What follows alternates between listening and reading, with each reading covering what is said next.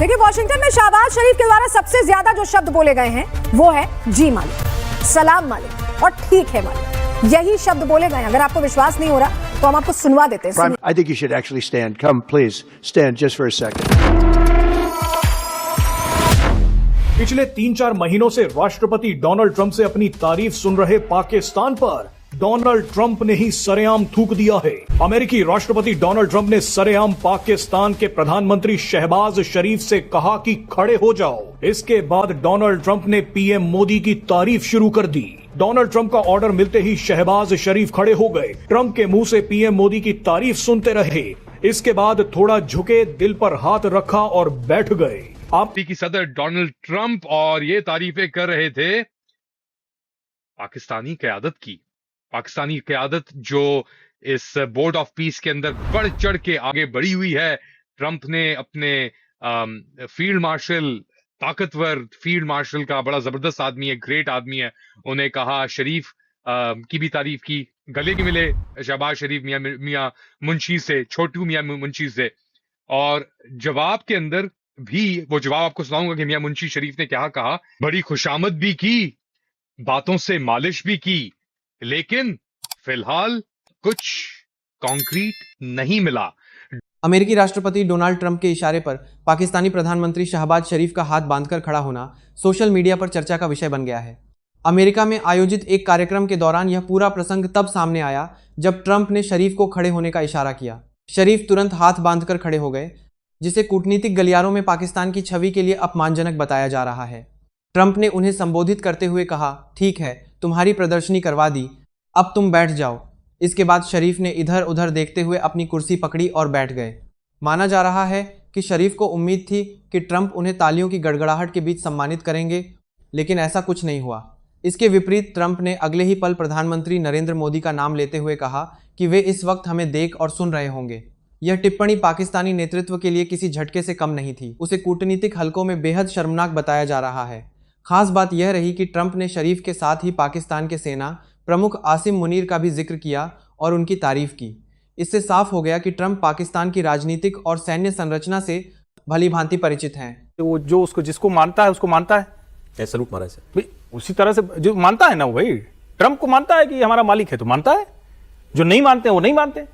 और ट्रंप का ये जो बड़बोलापन है, मैं पहले भी कह चुका हूं, फिर कह रहा हूं, दुनिया उनके इस बड़बोलेपन के खिलाफ अपने तरीके से तैयारी कर रही है, अपने तरीके से।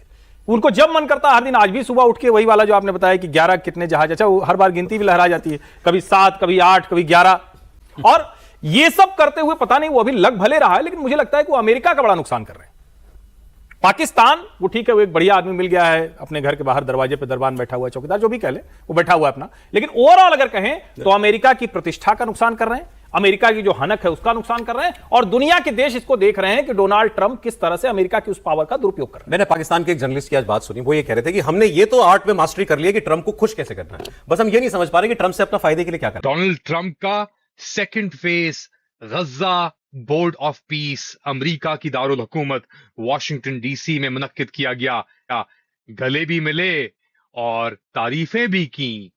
और वो बोर्ड ऑफ पीस में क्या पैसे देगा, और वही हुआ कि जो वो चाहते थे कि एक चौकीदार को कैसे अपने सामने खड़ा रखना है, भाई जिसके टुकड़ों पे आप पल रहा है पाकिस्तान, तो उन्होंने उनको सैल्यूट मारा और उम्मीद कर रहे हैं कि इस सैल्यूट के बदले कुछ अमेरिका उनकी मदद कर देगा।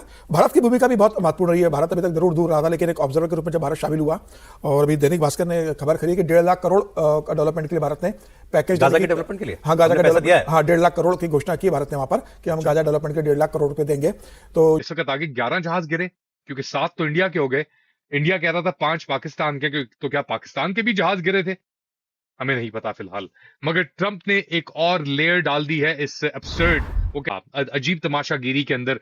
और तमाशों के अंदर तो पाकिस्तानी जो मियां मुंशी हैं कठपुतली निजाम के, फॉर्म 47 के, और इनके जो आका हैं फील्ड मार्शल, वैसे फील्ड मार्शल कंगले देश और कुछ जो कॉन्फ्लिक्ट जोन के मुसीबत ज्यादा देश हैं तो वो रिच जैसे जीसीसी के देश, वो और एक दो गरीब यूरोपियन देश और इधर उधर के उन्होंने सेंट्रल एशिया, मलाइशिया पकड़ के रख लिए हुए। इंडोनेशिया ज्यादा है, टर्की ऑफ कोर्स नेटो का हिस्सा है और वो ट्रंप के साथ ऑन बोर्ड भी रहता है और वो भी उस कॉन्फ्लिक्ट जोन में ही सिचुएटेड है। तो ये वो प्रेसिडेंट ट्रंप कोशिश कर रहे हैं अपनी ईगोसेंट्रिक रवैये की वजह से, लेकिन रियलिटी ये है कि वो वहां पे कोई चीजें तो चल नहीं रही।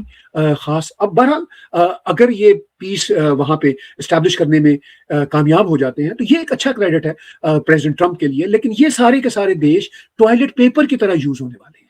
खासतौर पर ये पाकिस्तान जैसे जो देश है, ऑलरेडी पाकिस्तान के जो डिफेंस मिनिस्टर हैं वो कई बार कह चुके हैं कि हमें अमेरिका ने टॉयलेट पेपर की तरह इस्तेमाल किया, तो एक बार फिर अमेरिका इनको टॉयलेट पेपर की तरह इस्तेमाल करेगा। तो बहरहाल इसी बोर्ड ऑफ पीस के इजलास में प्रेसिडेंट ट्रंप ने तैयार अगर तर्जुमान ये कहते हैं कि हमने अपनी रेड लाइंस बता दी हैं, डू यू थिंक कि अमेरिका पर ये वाजे कर दिया गया है कि हम किसी ऐसी फोर्स का हिस्सा नहीं बनेंगे जो हमास को गैर मुसल्लह करने के मिशन में हो शरीक?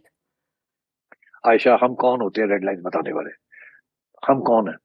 डोनाल्ड ट्रंप के सामने हम कुछ भी नहीं है, इसलिए हम अपनी रेड लाइंस बता दें।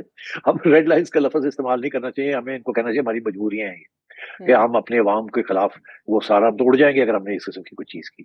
तो ये बता दें रेड लाइंस शेड लाइंस का जो ना ये ऐसे ऐसे करके हमारी रेड लाइंस, अरे भाई आपकी क्या रेड लाइन? रेड लाइंस तो डोनाल्ड ट्रंप की है।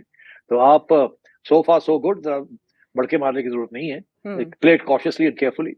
और ठीक है, we are an independent sovereign nation, but हम डिपेंडेंट भी तो बहुत है ना on American goodwill, American money, American weapons and so on. इसलिए लेट्स बी केयरफुल।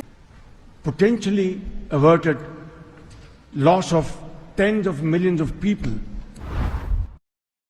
तो ये थे कठपुतली पाकिस्तानी वजीर आजम, कठपुतली वजीर आजम शहबाज शरीफ। फॉर्म 47 के मैंडेट चोरी करके बैठे हुए हैं, ये चोरी करवा के बैठे हुए हैं ये। और जिसने चोरी की फील्ड मार्शल आसिम मुनीर, वो इस पूरे गड़बड़ से झमेले से गायब थे। और वो गायब क्यों थे कि कठपुतली वजीर आजम शहबाज शरीफ ने इस पूरे गोरख धंधे को, ड्रामे को लेकर क्या कहा, कैसे कहा, किसकी तारीफ की, कैसे तारीफ की डोनाल्ड ट्रंप की, मुलाहिजा करें। Mr. President, we deeply appreciate your unique initiative and your dynamic leadership in advancing peaceful solutions to conflicts across the globe. Your bold diplomacy has surely brought calm to many international serious hotspots. Your timely and very effective intervention to achieve ceasefire between India and Pakistan. जो ममालिक थे और पोशी के लिए मियां मुंशी की पोशी जो shining करते हैं धूप लगा के, वो आप जानते हैं किस तरीके से करते हैं मियां मुंशी हमारे जो है शहबाज शरीफ। उनको यही काम आता है कि बस शाइनिंग करो और खुशामद करो और बस किसी भी तरीके से झुक जाओ। और ट्रंप को एक बार फिर उन्होंने जो अपनी बेइज्जती कराई थी, इज्जत कराई थी कायरो के अंदर, मिस्र के अंदर अक्टूबर में, उस चीज को उन्होंने कंटिन्यू किया है इस बार वॉशिंगटन डीसी के अंदर। मगर बेजाहिर तौर पे पाकिस्तान को कुछ मिल नहीं रहा। 19 फरवरी को शहबाज शरीफ ने फिर से मक्खन लगाया प्रेसिडेंट ट्रंप को और कहा कि प्रेसिडेंट ट्रंप, आपने साउथ एशिया बचा लिया है।